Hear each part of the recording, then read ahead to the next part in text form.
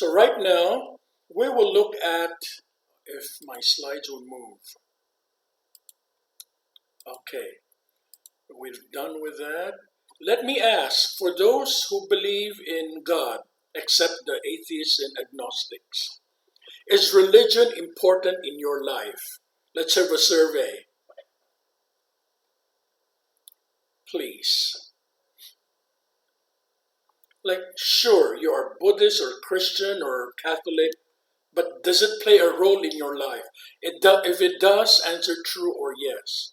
If you're just nominally belong to a religion, but you don't care about it, then answer false. Whether you have a religion or not. If you don't care about it, answer false. If you're a Buddhist and you follow the practices, then answer yes. Okay? All right, so about 50-50 would say, sure, it's important, but more would say it's important. Thank you. Okay, so maybe I can skip. Oh, okay. Do you go to a place of worship regularly? Okay, please answer yes if you do, wherever. To a church service, to a temple, to a synagogue, to a mandir, to a gurdwara, etc. If you do go regularly, answer true or yes. If you don't, answer false or no.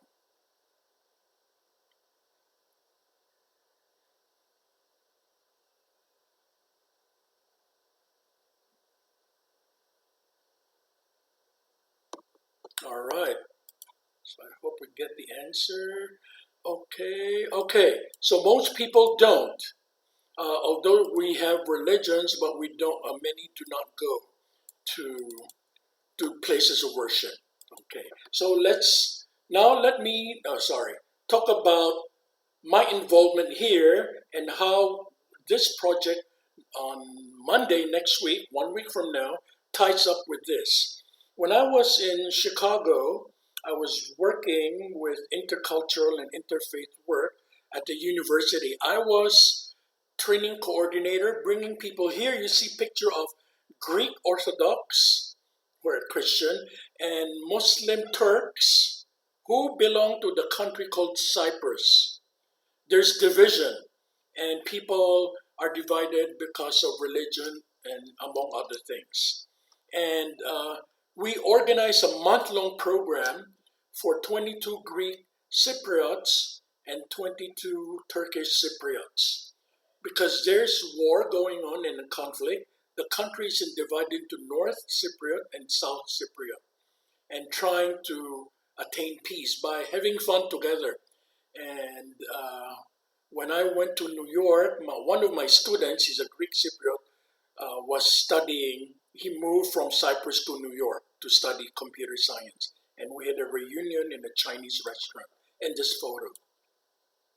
And then I brought Filipino, Muslim, Christian, indigenous people to a temple, a Buddhist temple in Chicago, where they learned about Christianity, Buddhism, when they came to the U.S., indigenous religions, African American, and so on. We went everywhere.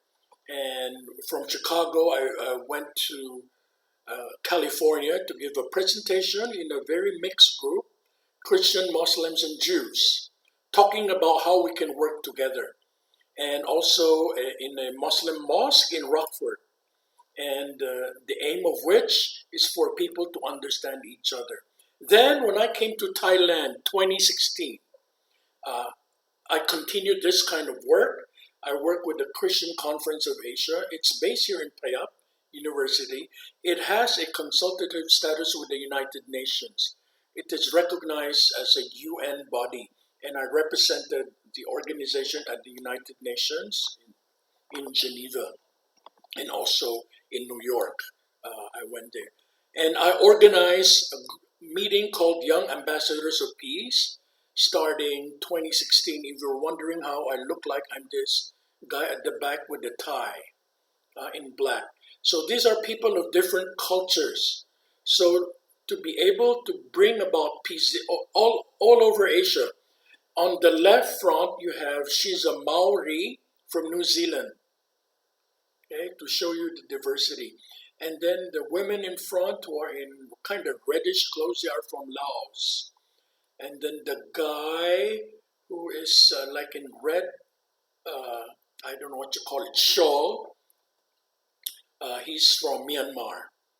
And then the guy with the scarf, black and white, he's from Cambodia. And then you have the Thai people standing at the back. Okay, and then you have Muslim at the back too.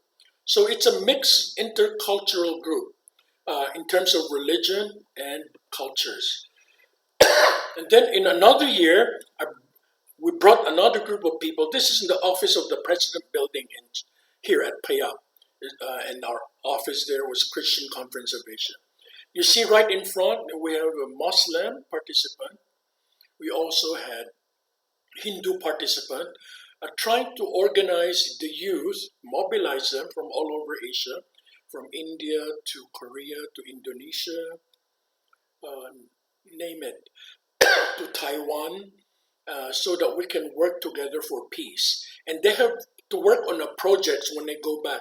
It's not just theoretical learning about lessons and concepts, but doing things. So here they gave their own understanding. What are the causes of conflict and violence in their countries?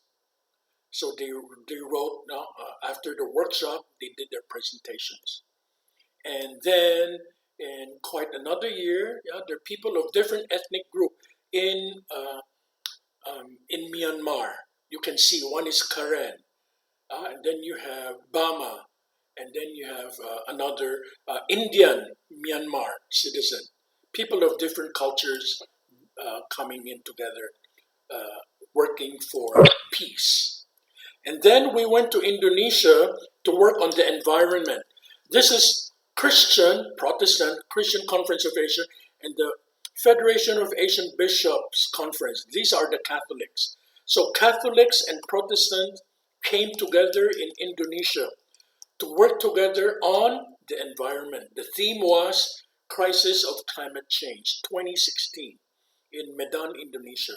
So people of different faiths and cultures came together from New Zealand, Australia, up to Iran and Pakistan.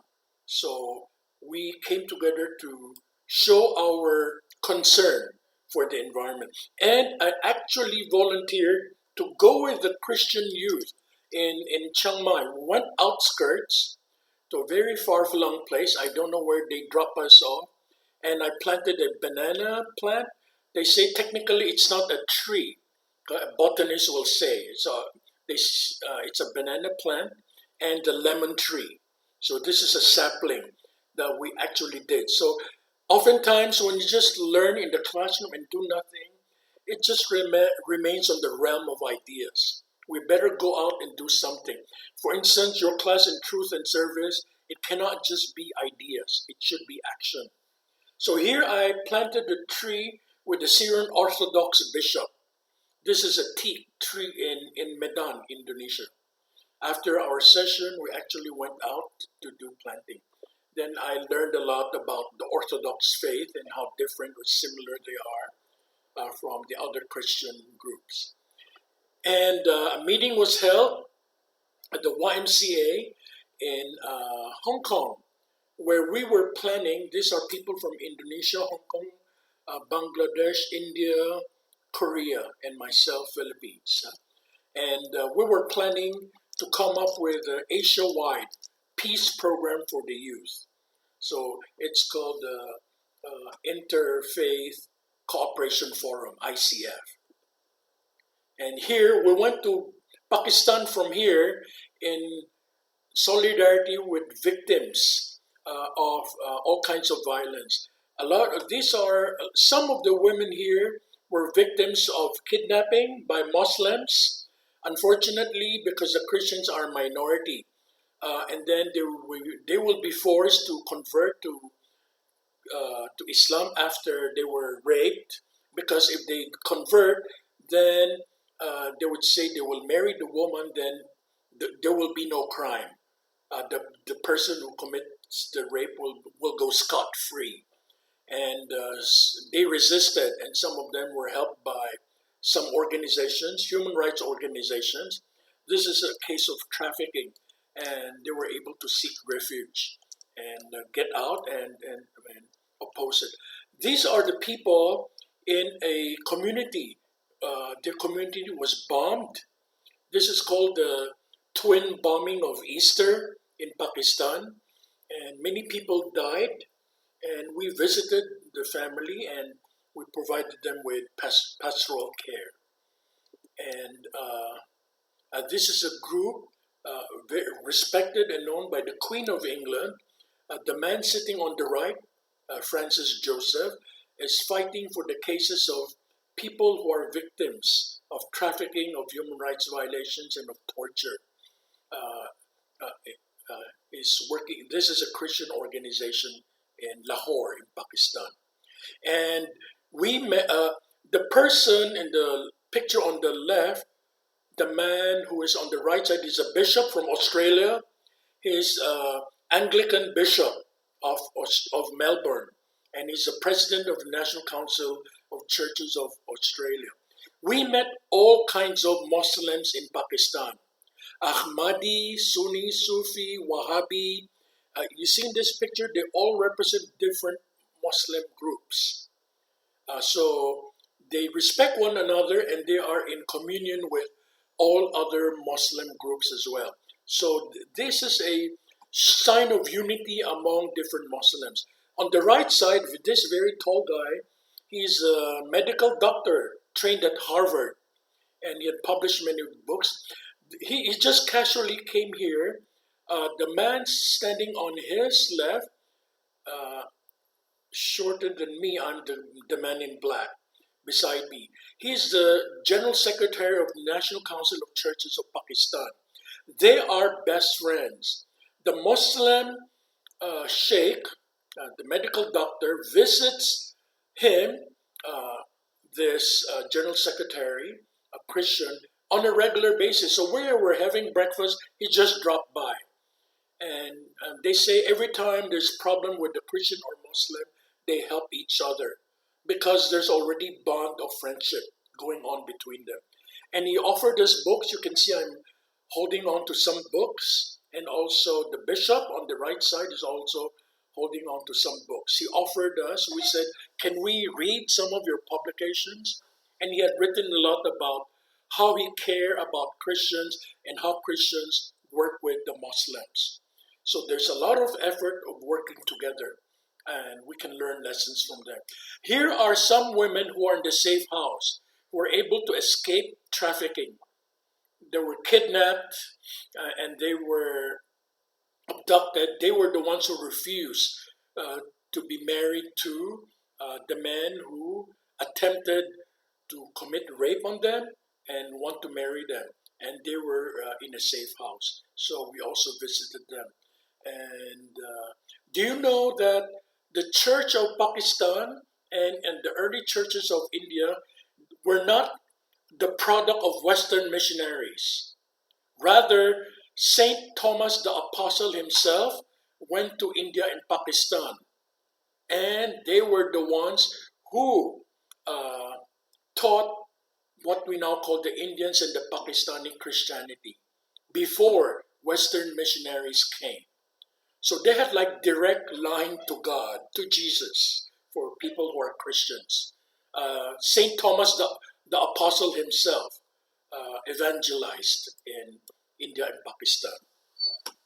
This is another meeting that we had in Hong Kong to plan for interfaith dialogue. You have Buddhists standing at the back. She's called, I forgot the term, committed or active Buddhist. Not theoretical, not just meditating, but actually doing social justice work. The woman on the left standing at the back. And then you have a Muslim who's standing beside me. I invited him to share with us the Muslim perspective of how we can work together and to live together. despite our differences as being Christian or Muslim. And then you have two Americans also who are helping us with the effort here, and Koreans, Indian, and Indonesian. So it's a mixed group planning for all of Asia. We actually went to a Karen village in Lampang and tilled the land. You can see me in black, second person in front with a bandana. They explained to us their concept of agriculture, and what we were doing is to dig a hole in which it will collect rainwater, which will serve many functions. One, for irrigation. Two, to hold the water. Three, it will be a fish pond, so they can grow fish and have some food from it as well. So this is a farmland of a Karen in a Karen village. And we were being taught by the Karen how to do, what to do, where to do what when we were tilling the land.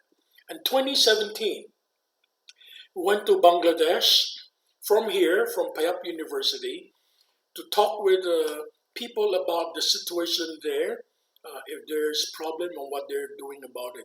This is at the headquarters of the YWCA, Young Women's Christians Association. The woman beside me is the General Secretary. And the man standing behind him with the spectacles is the General Secretary of the National Council of Churches of Bangladesh. And then the man standing on the extreme left, he is the General Secretary of the YMCA of Bangladesh. Okay, and we continued planning again. This time in Singapore, on having an interfaith peace building training for the youth. It happened in different places, Hong Kong, Cambodia, and so on and so forth. So these are the people who were planning it on how we do about doing this training for the youth. And then I was sent to India to deal with a very big problem. As maybe some of you might know, there are caste systems in India where you have the upper caste and then you have the lower caste. The lower caste do what is known as manual scavenging. It is illegal. It is against the law. But the upper caste people still practice this by showing the lower caste people you are below us. We invited actual manual scavengers, the untouchable, to give us their testimony on what's happening. And it is really horrible. Men literally have to go where you do your SHIT. If it is clogged, the lower caste, the untouchable men have to go there and remove the clog so the water will flow. It is very inhumane, very undignified. But the upper caste people let the lower caste people do this, even if it is against the law. And the women have to literally pick up human SHIT by hand in every public toilet. So this was our campaign to show all human beings have dignity. Because, at least for Christian, it is said, no Christian, no Jew, no male, no female, no Greek, no Gentile. We are all one, equal under God. So this is the message. Even if they're not Christian, we don't care. We care about their human dignity. So we were campaigning, and shockingly, people who attended this meeting were from all over India. We organized it. I was the main organizer of this. They did not know that this happens. Okay? The Christians say, is this happening? Not in my place, not in my place. But the people who were giving testimony saying, it is happening and this is who we are. We are doing this work. And the children get ostracized in school.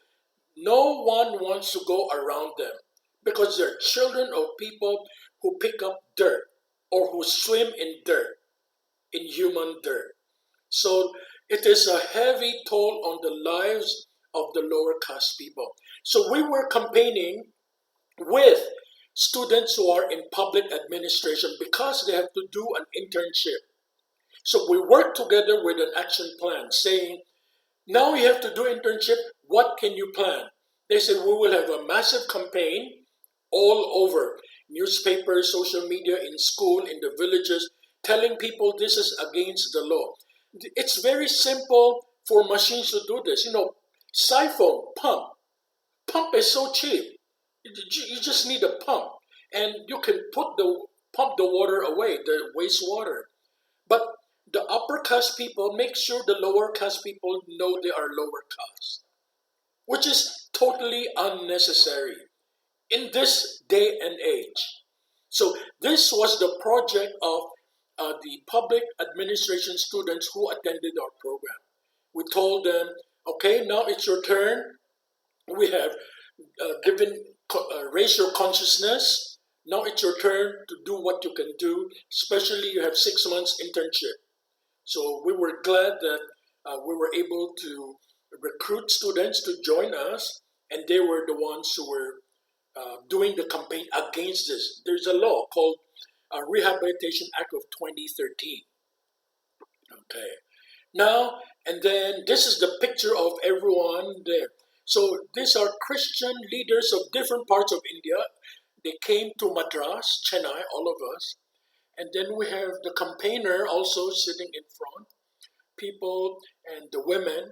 We have the campaigners of the against manual scavenging in India who were with us. And I'm there, man in black, that's my logo.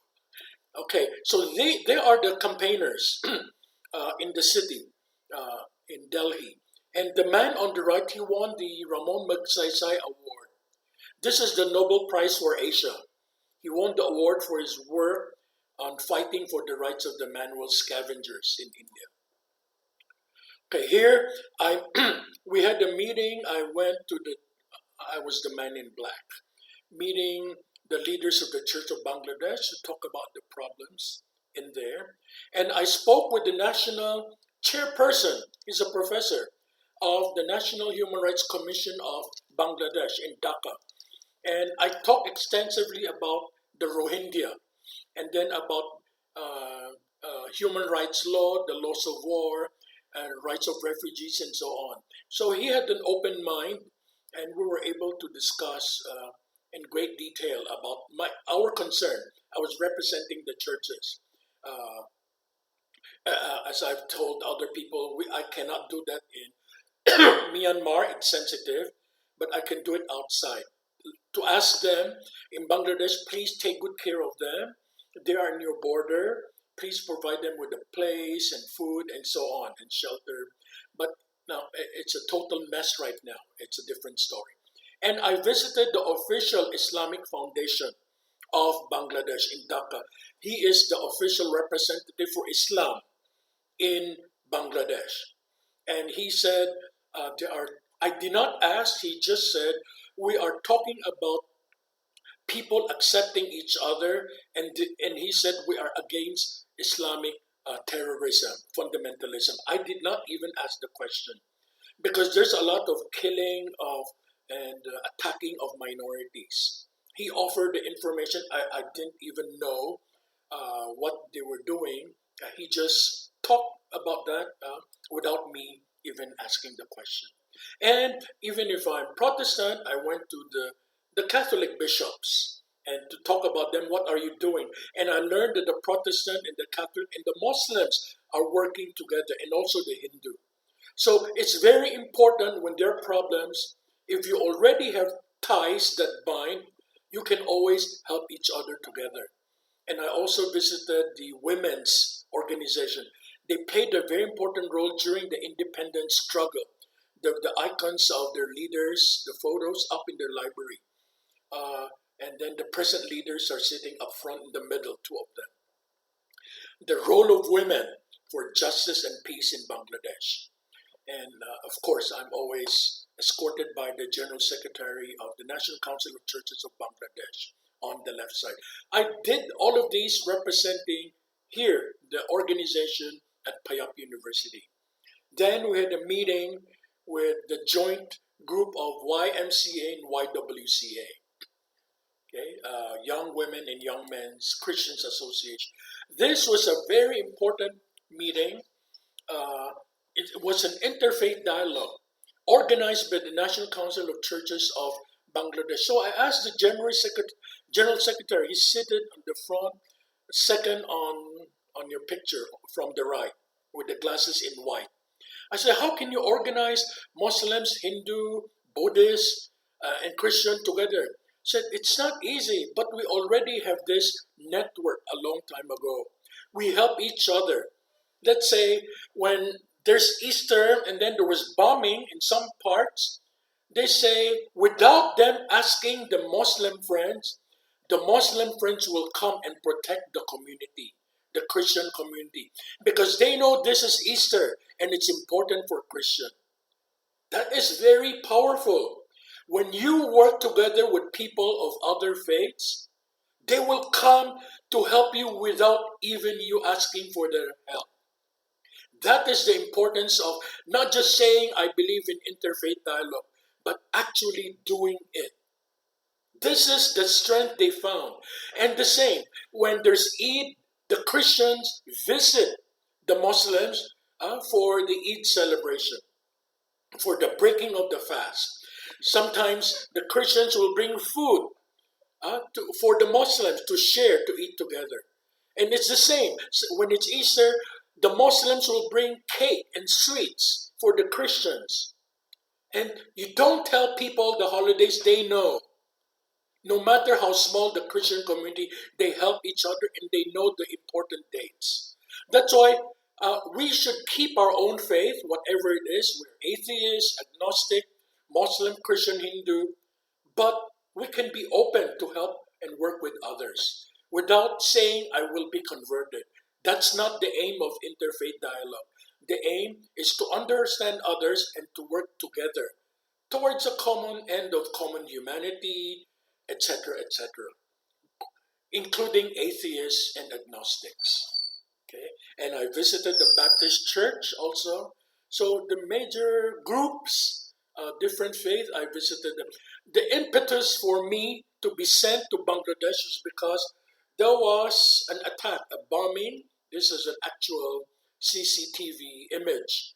I think it was an Italian restaurant which was bombed and attacked. And therefore, they kept this place as very protected now because it was just damaged to the core. And I stayed in a hotel near that area, and my hosts were shocked. Why are you staying here? I said, I'm not afraid, and I just want to know what's going on and the situation and why this thing happened here. And I stayed in that general area in the hotel when I studied. So this was the some problems that you see in Dhaka. Excuse me. Okay, and continually are organized in Chiang Mai here. This is the office of the President building. Interfaith Youth Peace Building. You have Muslims in front, those with the two caps, and one with a short skirt, the male. And then you have another male in batik and with a cap in front. And I'm the man in black in front. Two Buddhist monks stayed with us for, is it 2 weeks? I think 2 weeks. And we learned from each other. They taught us walking meditation, sitting meditation, lying down meditation, and so on.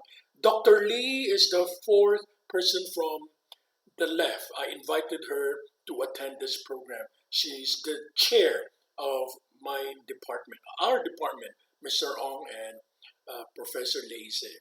So here, so annually I organize meetings, and then you have somebody from Maori again, from New Zealand at the back, second from the left. And then you have indigenous people from at the front, second from the right. Yeah, we always, and Hindu, third from the left at the back. She's a Hindu. So I always make sure it's a mixed group so we can understand and learn from each other. Okay. So, and then we visited a Sikh temple. Okay. All of us, since I always have a bandana, they said, your bandana is cool. Where others had to wear a scarf.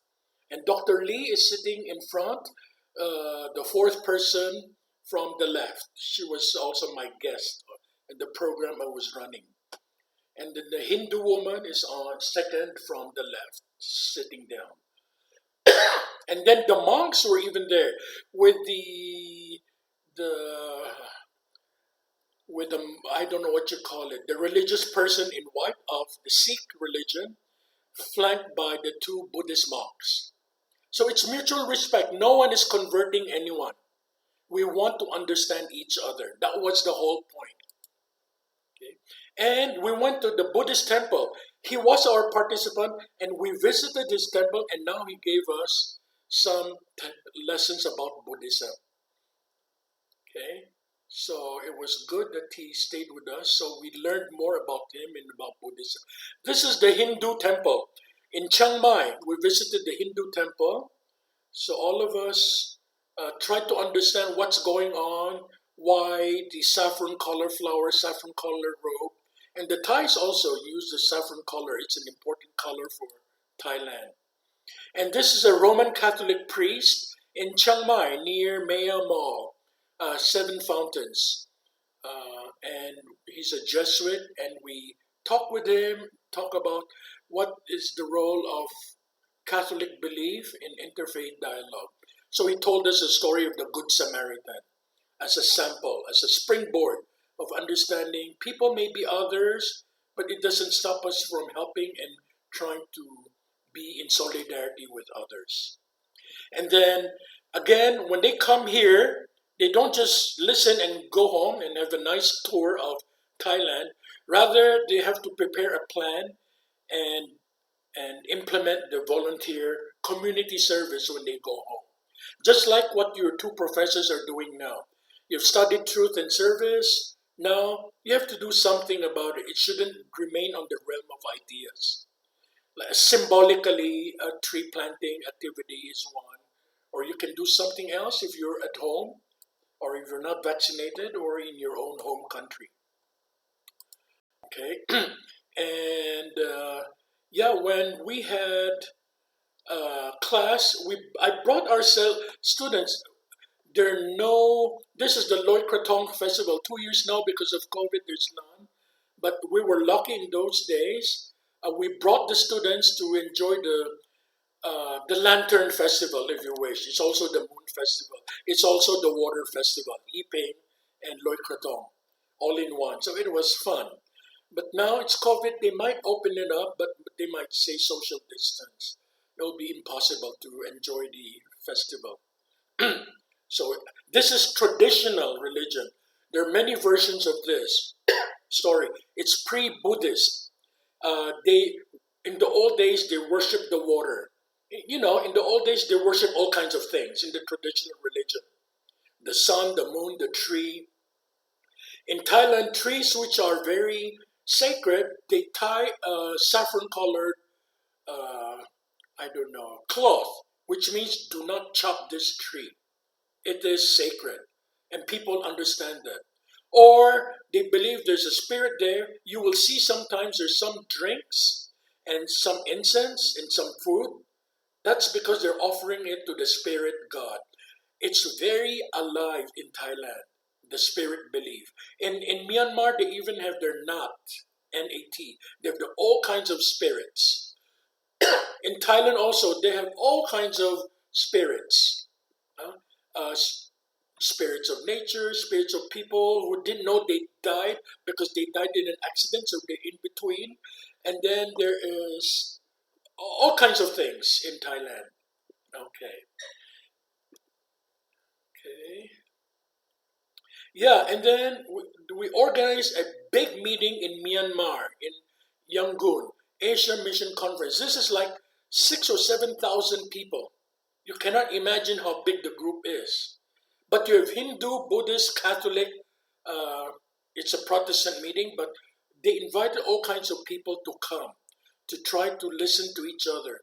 And I was in charge of the people with different abilities. I made sure they sat in front.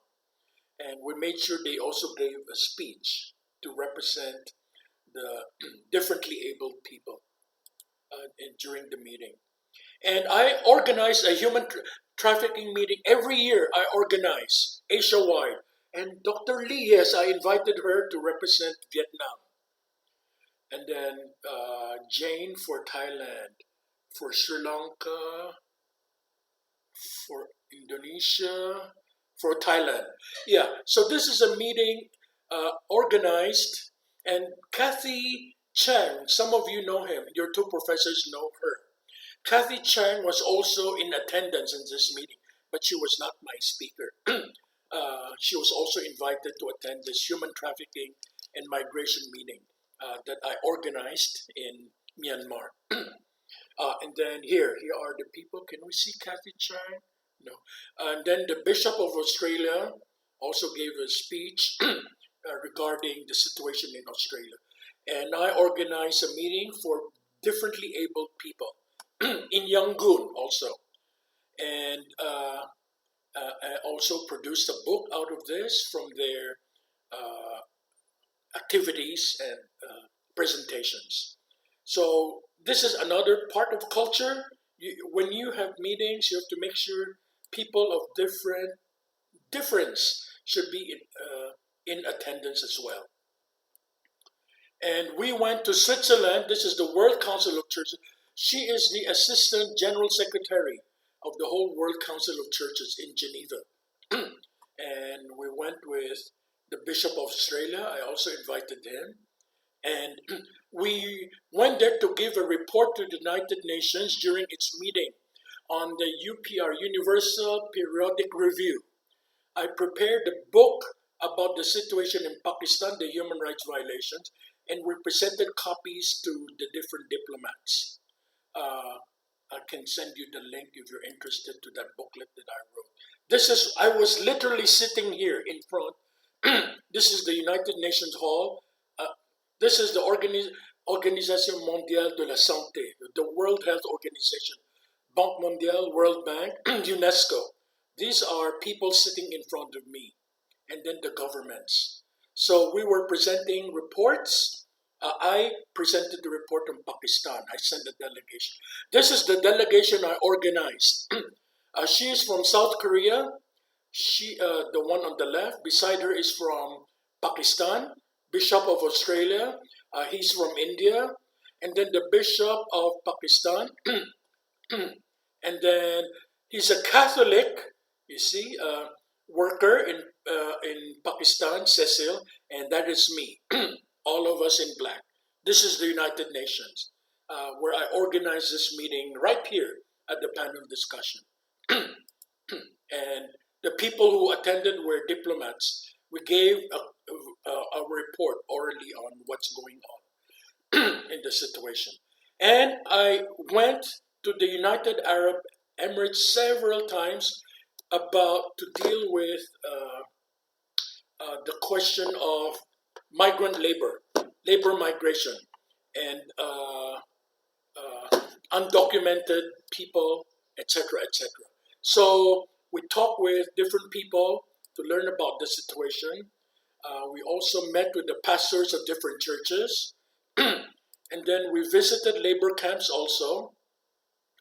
The situation is really horrendous. A small room, smaller than my office room, will have like 8 beds, everything on it, from their clothes to their pots and pans and their laundry. Just unimaginable.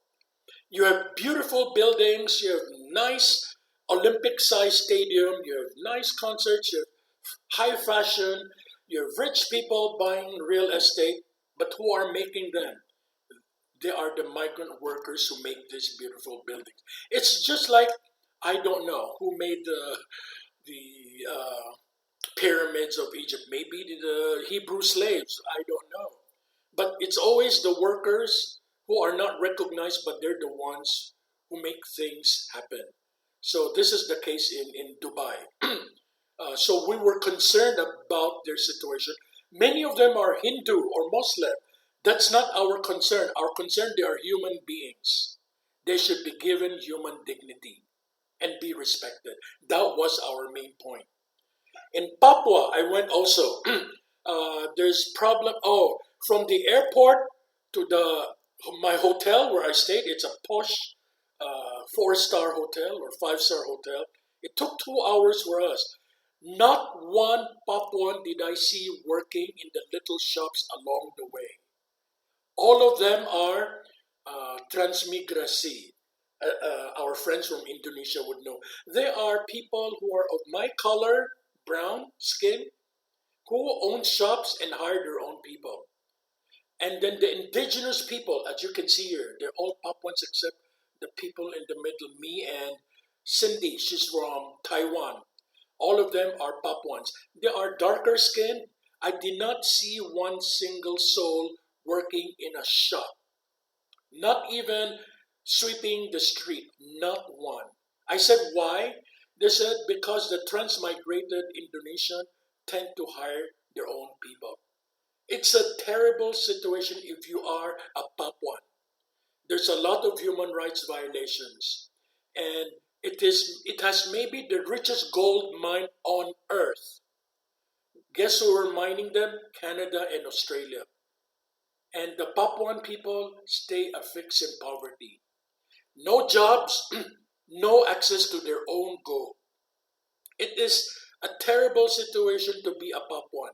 They were so happy we visited them because we wanted to go earlier. We asked the National Council of Churches of Indonesia. We have to respect them because it's ahead of they said next time. But our office said we cannot do it next time because the people of West Papua are crying. They beg us to go. So we defied the order of the Central Church, National Council of Churches of Indonesia. We told them we are going, whether or not you don't want us to go. But we told them. So we heard the cries, literally, of the suffering people in West Papua. This is in Indonesia. And up to now, we went to visit the governor, politicians who are Papuans. These are all Papuan politicians. They said nothing is happening. Even if we're in seat of government, we don't really have power. And we have a professor here on the left. I think she's working in Germany now. She's an intellectual on the left. And also the man on the right with the cap, the French cap, he's also an intellectual. All others are politicians. Okay, you have two intellectuals on the side. Okay, they are professors. And before I left, I said, can I plant the tree? So we went to the Women's Center, Papuan Women's Center.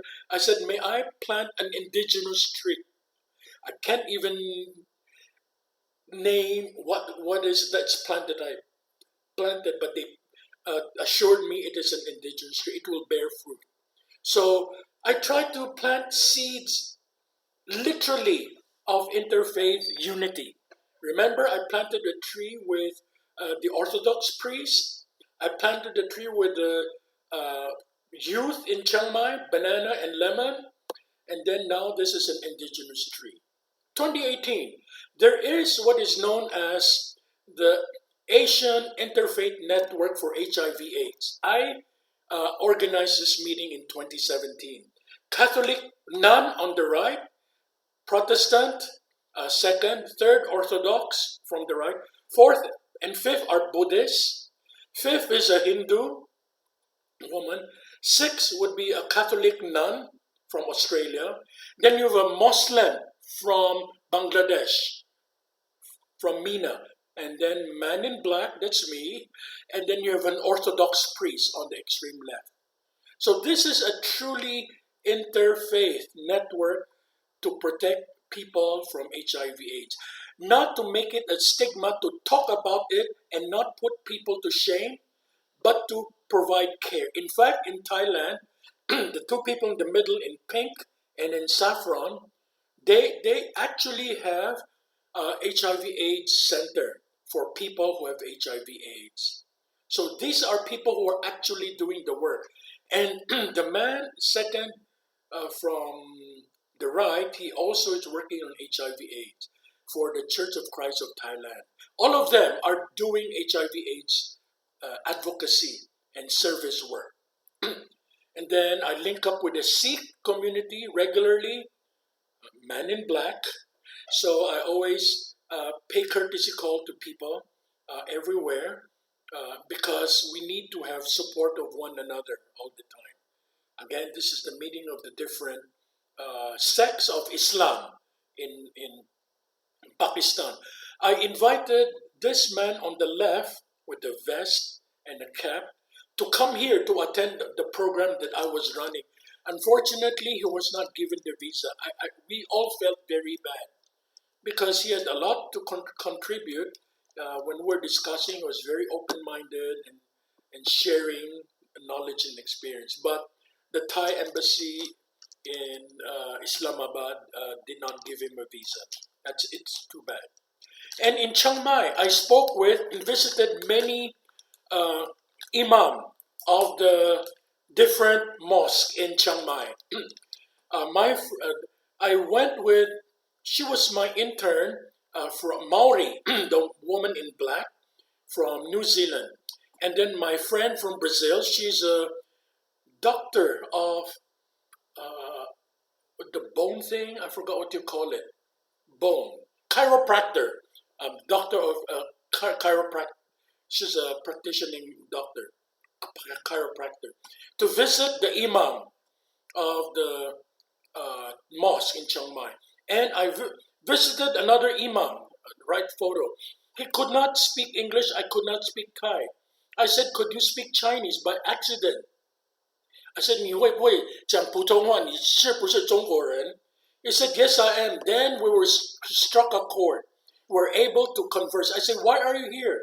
He said, oh, we're just from Yunnan, not far away, and we pay a visit to the mosque here, different mosques in Chiang Mai. I think there are 5 mosques in Chiang Mai. So Professor Lee's students who are from Indonesia, when you come to Chiang Mai, if you're Muslim, you'll feel at home.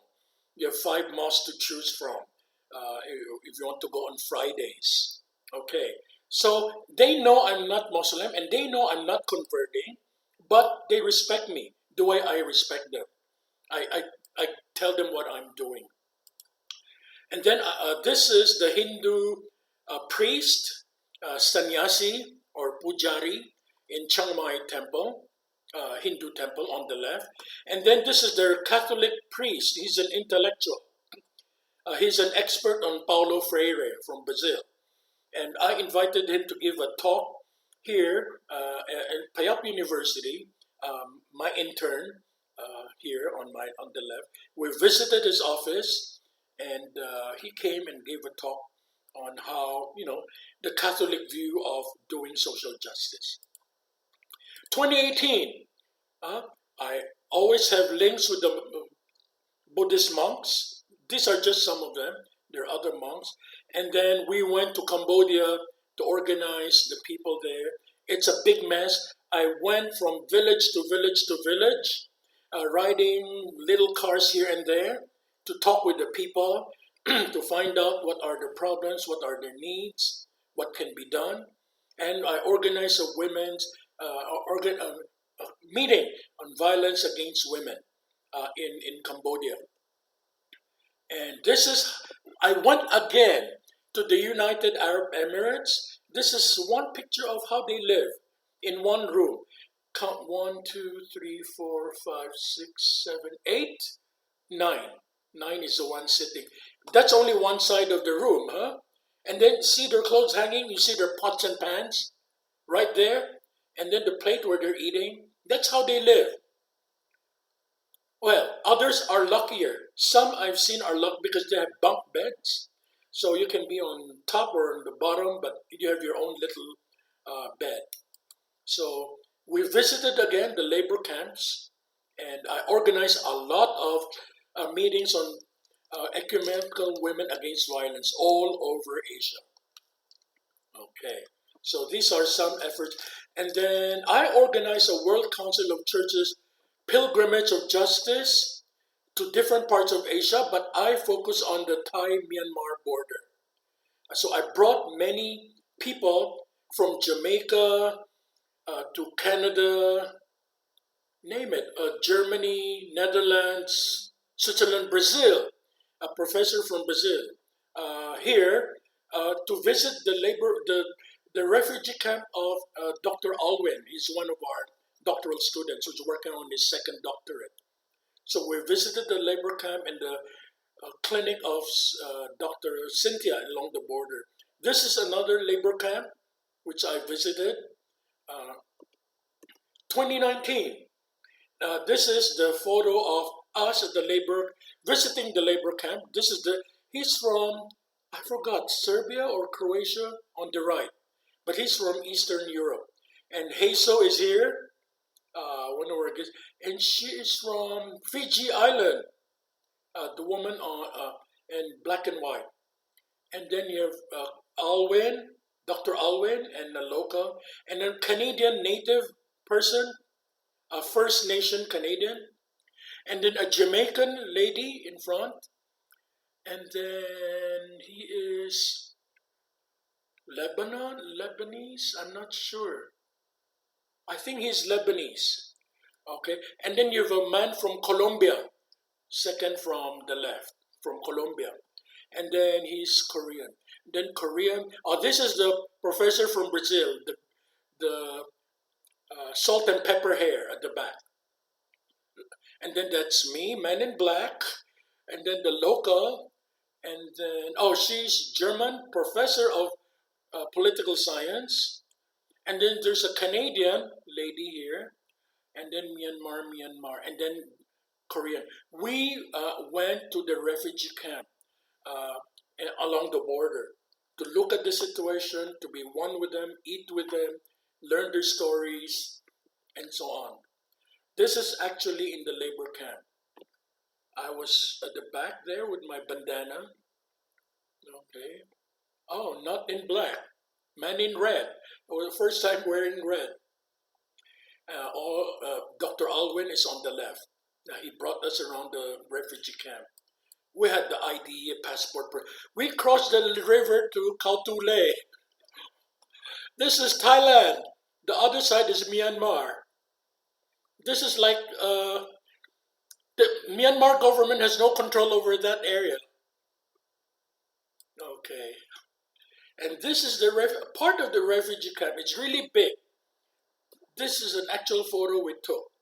This is where the children, everywhere. There's schools and everything. Then I organized interreligious fellowship. Can you imagine? This is at Payat, right here. Roman Catholic Bishop of Chiang Mai, right here in purple cap. The Muslim Imam with the white cap beside him. And then the Buddhist monk on the left front. And then the Sikh representative with his turban. And then you have three persons who are Baha'i. Canadian man, American woman, and then Thai. I think he's Karen too. So he's culturally Karen, but religiously Baha'i. And then you have Hindu monk standing at the back in saffron cloth with Hindu female monks in saffron cloth sitting down and standing. And then you have in aquamarine who is Sikh. So and then the Protestant leader sitting on my left is partly covered. This is to do interfaith gathering and praying together. Can you imagine? People of different faiths praying together. So this is it. I was right here directing the show.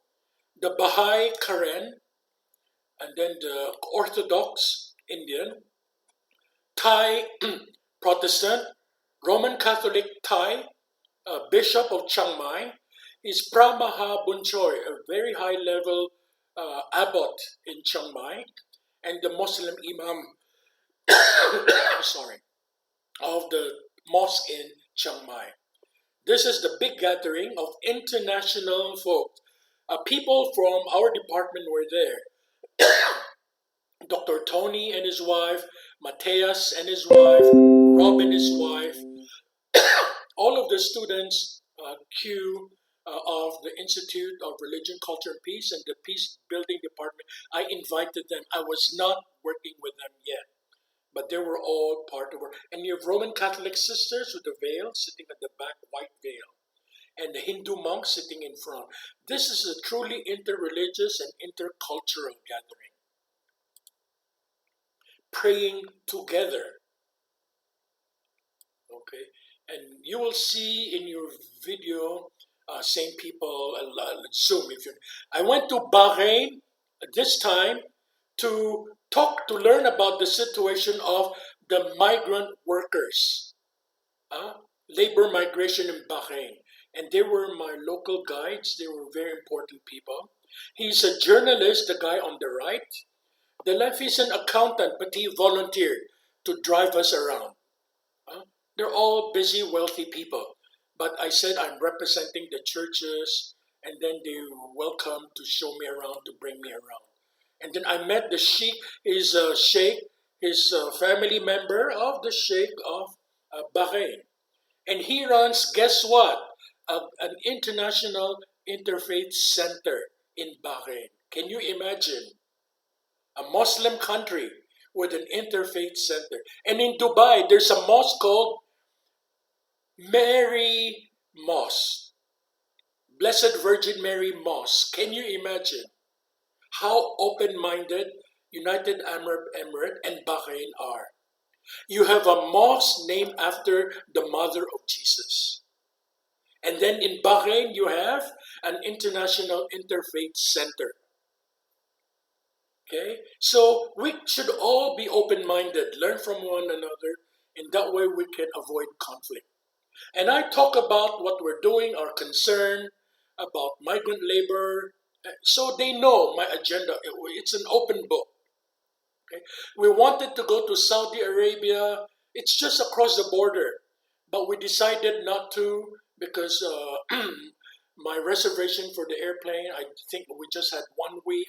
We need more days if I go to Saudi Arabia. We had contacts, I had friends, literally people I invited to come to Chiang Mai for meeting.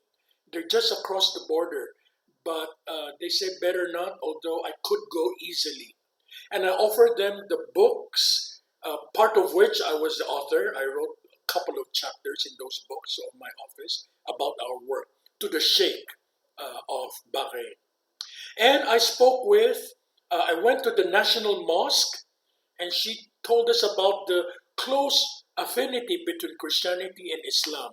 Can you imagine how great? She's really great person in talking about that. She knows the linkage between Christianity and Islam.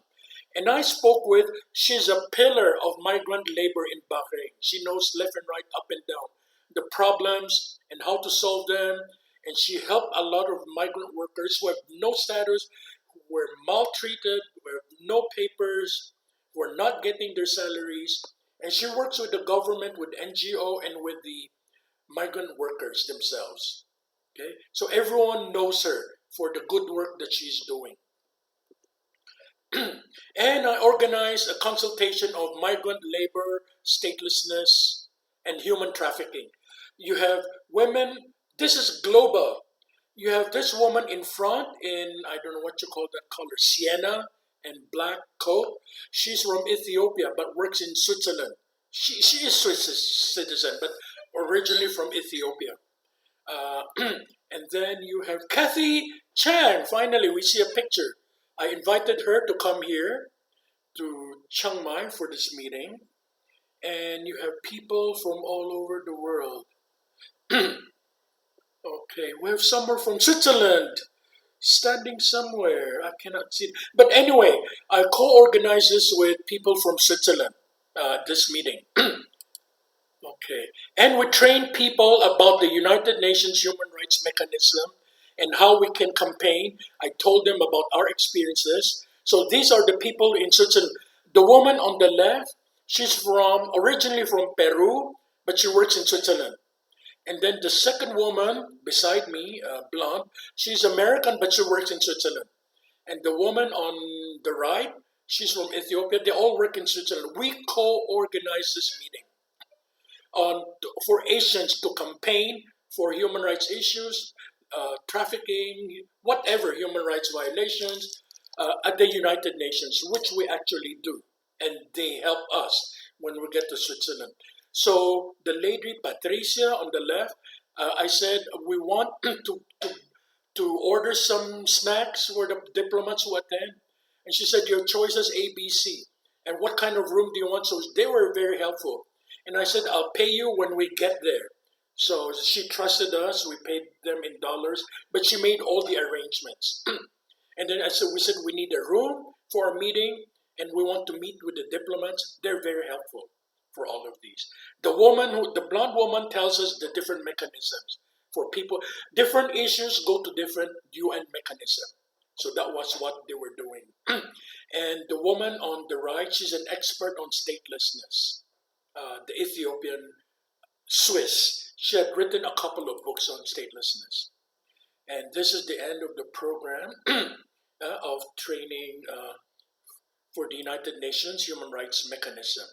And these were the women who attended the program from all over Asia.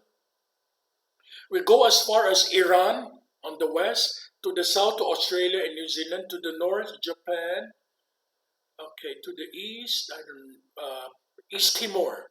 That's the extent of the organization. And then we visited the Aka village here, northern Thailand. These are some Aka. We intentionally ate there, so there's livelihood program. I organized a global energy parliament. This is for the environment. And Hindu monk, she is the head monk. There are many different levels. And then she had some assistants, lower level. She's vegetarian, vegan. The others can eat meat, and he's also one of her monks. That's not the proper term. Their own hierarchy. This is the big meeting that I arranged. Most of the participants, believe it or not, half of them are Hindu. So we can work together, and we do work together. This is all of these show working together. People of different faiths. I organized an eco school on water, food, and climate justice. This is international, co-organized with the World Council of Churches of Switzerland. This is right before COVID-19, which exploded in December. This is November. Okay, right before. And this is the awarding ceremony at the end with the resource persons for the ecos. We were able to eat together. This is a Filipino traditional village eating style. The rice is in the middle. All of the dry food are all around, from fruits to fish to shrimp to anything you want to eat. Dry, because if it's sauce, it's a mess. We don't put sauce there. It's all dry. Okay, so now we cannot do that because of COVID. Right before COVID. Okay, so there's a Filipino restaurant here that I ordered. Yes, sorry. So you're saying something? Yeah. We have more 5 minutes. Okay, yeah, But thank you. go ahead. Okay, thank you. Thank you for. Then this is the Russian Orthodox Church. I went with my friend. He's from England, and this guy's from Ukraine, and he is a priest. Mikhail is his name. He's a Russian Orthodox priest in Myanmar. I organized many meetings in Myanmar. He was sent by his bishop. So he's the representative of the bishop to the meeting in Myanmar to talk about things of different issues. This is I went to the synagogue. They would not participate. They want to, but the synagogue in Bangkok say no. The Chiang Mai synagogue had to respect the view of Bangkok. So I visited. He's a Jewish owner of a restaurant. I said, could you come to represent Judaism? He was shy. He said he wouldn't come, but I tried. Now he's back in Israel. And then you have the Bishop of Chiang Mai, Catholic bishop. We paid a courtesy call to him in his bishop's residence in Chiang Mai. Okay, Baha'i. So I organized, met the Baha'i, and then this is the Interfaith group. I gave them a briefing before we started the Interfaith program. And Dr. Lee organized a meeting for us to see. These were students. I tagged along. I said, can I join? These are female monks in Thailand. Okay? It's a long story. but you can do research. They're very intelligent. They know a lot, and they have to practice more than the male monks, according to the precepts of Buddhism. And Dr. Lee used to organize this every year to bring her students. Now, because of COVID, I asked her, she said, no, we can't because of COVID. Okay. Well, maybe I'll just flash another Muslim. Okay. This is a Hindu ceremony. This is the Hindu monk seated in the saffron robe. In attendance is a Sikh, a Muslim, and a Christian. Although it's a Hindu ceremony, they invited all of it, and their Buddhist representatives there too. We all respect each other. How can we expect them to come to our gathering if we don't go to their gathering, right? It should be mutual respect. This is a prayer, interfaith prayer. All faiths. I'm the man in black, as usual. This is public meeting in Taipei, one of the most famous places in Chiang Mai. Because of COVID, we prayed for the health and safety, well-being of everyone in Chiang Mai. A public meeting. And we also organize many food distribution. I organized my Thai friends to cook. We slept 3 or 4 a.m. and then pack them. I prepare, one is noodle, one weekend, another weekend is rice. So I gathered my Thai friends. We just were cooking it off crazily at night. Can you imagine my Thai friend was frying one egg at a time? I said, are you crazy? She said, yeah, because Thai food, you have option, egg or no egg. But she decided to cook egg for everyone. Like 250 packs. It's the whole night. Okay. So, and then you have the Hindu, the Sikh, the Christian. We were all and Muslim working together, and most of the people there are Buddhist. And then we have dinner together, sharing our experiences. You have the Protestant, the Hindu, the Christian, the Muslim, Sikh, all coming together. Okay, so we pray together. You can see that we're doing HIV/AIDS action, but we pray together. I don't know how we make it, but we make it without naming Jesus. Okay? Just in our heart. Now we do things together. This is another day of food distribution during COVID time. You have the Hindu, the Sikh, the Christian serving the Buddhists. Okay, this is me distributing food, which we cooked at home. We all brought our own food. Some friends, he's a Russian friend, also helped there. All kinds of things. Okay, and this is the last one almost. I went to visit the Father Pavel of the Russian Orthodox Church this weekend just to renew ties with the Russian Orthodox Church. And I also renewed ties with the Sikh leaders this weekend to say, please come this weekend. And that's about it. So, and then after this, all of these are related to working together, and the next project is tree planting on Monday. Thank you very much. Thank you, Dr. Ray. Thank you, students, for being here. I know you have class now. I'm sorry for that, but it was great to listen from Dr. Ray. Great experience. So we are glad to hear from you. So thank you. See you on Thursday. All of you together, the same link that we have today. So bye-bye. Thank you, Dr. Ray. Thank you, Ajahn. Thank you. Thank you.